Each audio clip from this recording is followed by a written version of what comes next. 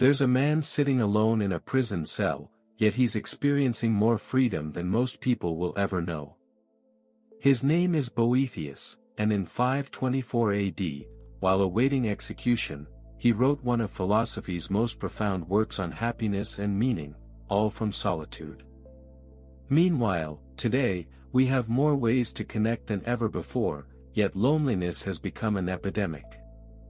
We scroll through hundreds of social connections while feeling utterly disconnected. What did ancient philosophers know about solitude that we've forgotten? Let's be clear about something crucial: loneliness and solitude are not the same thing. Loneliness is the painful awareness of being disconnected from others. Solitude is the empowering choice to be alone with yourself.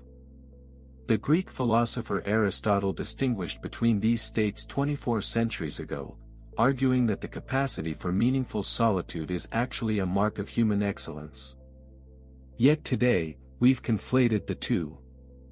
We treat any moment of aloneness as a problem to be solved, a void to be filled with notifications, entertainment, or social interactions.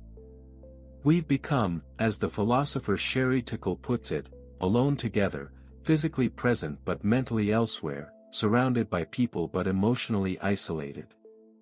Ancient philosophers were divided on solitude, but their disagreement reveals something profound about human nature. The Stoics embraced what they called autarkia, self-sufficiency. Seneca wrote, "All cruelty springs from weakness," but he also wrote, "Every new beginning comes from some other beginning's end." For Stoics, the ability to be content in solitude wasn't just pleasant, it was essential for psychological freedom. Marcus Aurelius, literally the most powerful man in his world, spent years alone on military campaigns writing to himself in his meditations. His most famous insight: "Very little is needed to make a happy life, it is all within yourself, in your way of thinking." But Aristotle disagreed. He famously declared that man is a political animal, meaning we're inherently social creatures. In his view, someone who could live entirely alone would be either a beast or a god.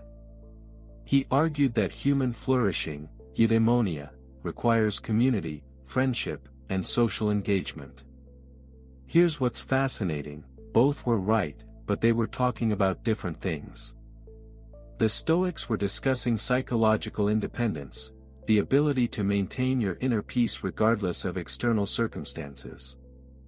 Aristotle was discussing human development, the idea that we become ourselves through relationship with others. This brings us to modernity's greatest paradox: we're more connected than ever, yet lonelier than ever. The philosopher Gabriel Marcel predicted this in the 1950s. He distinguished between having and being, arguing that modern technology would make us very good at having connections, social media followers, text conversations, video calls, while making us worse at being connected, truly present, vulnerable, and authentic with others. Marcel was prescient. We now have what psychologists call social snacking, consuming quick hits of social interaction through likes, comments, and brief exchanges, but never sitting down for a full meal of deep human connection. It's like existing on a diet of candy: you're never truly nourished, but you're always consuming. The French philosopher Emmanuel Levinas wrote, "The face of the other calls us to responsibility." But what happens when we primarily encounter others through screens, through carefully curated profiles, through the mediation of technology? We lose what Levinas called the face-to-face encounter, the raw, immediate presence of another human being that calls us out of ourselves.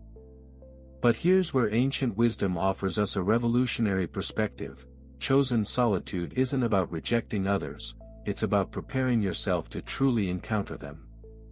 The Desert Fathers, early Christian philosophers who retreated to the Egyptian desert, weren't escaping humanity, they were, as Thomas Merton put it, learning to love.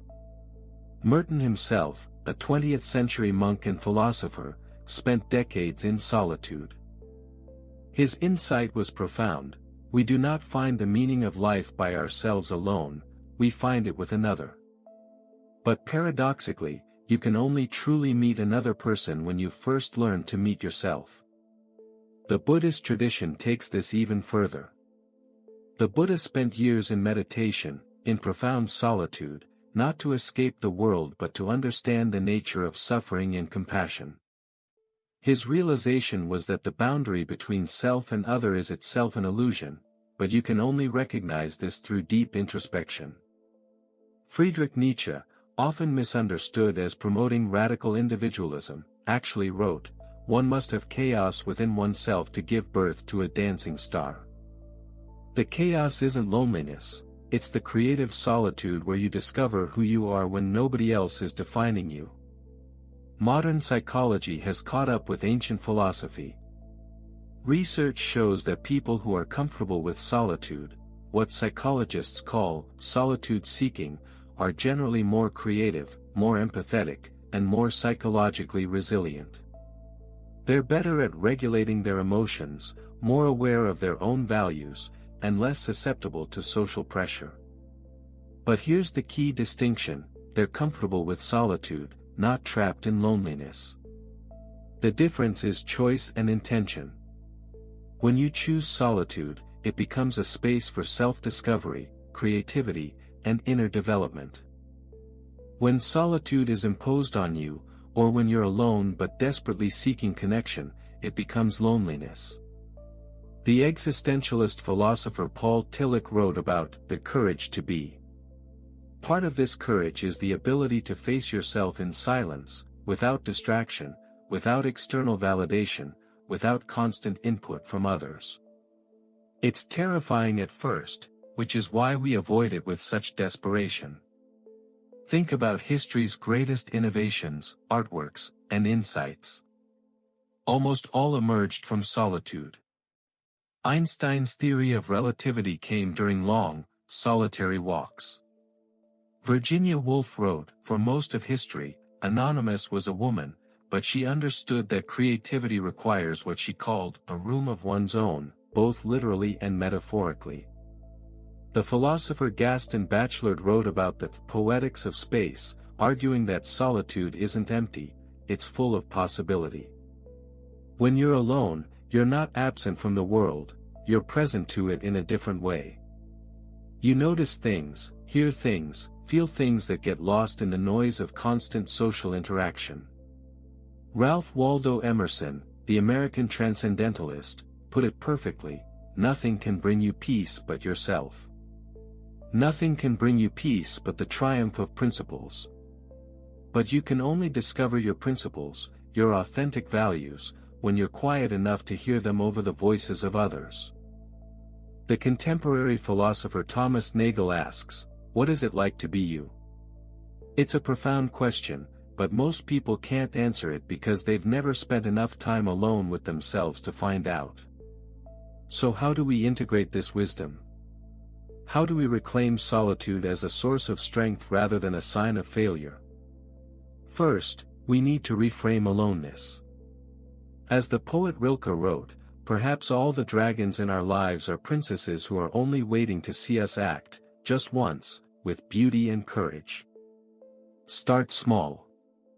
Spend 10 minutes each day in complete solitude, no phone, no music, no distractions. Just you and your thoughts. Notice what comes up. Most people find this almost unbearable at first, which reveals how little practice we have with our own company. The Stoic practice of negative visualization is helpful here. Seneca recommended regularly imagining losing everything external, friends, family, possessions, not to become pessimistic, but to appreciate what you have while developing the strength to survive without it. But here's the ultimate goal: to become someone you genuinely enjoy spending time with. The philosopher Alan Watts asked, "If you can't trust yourself when you're alone, how can you trust yourself with others?" When you've developed a genuine relationship with yourself, flaws and all, you bring something real to every external relationship.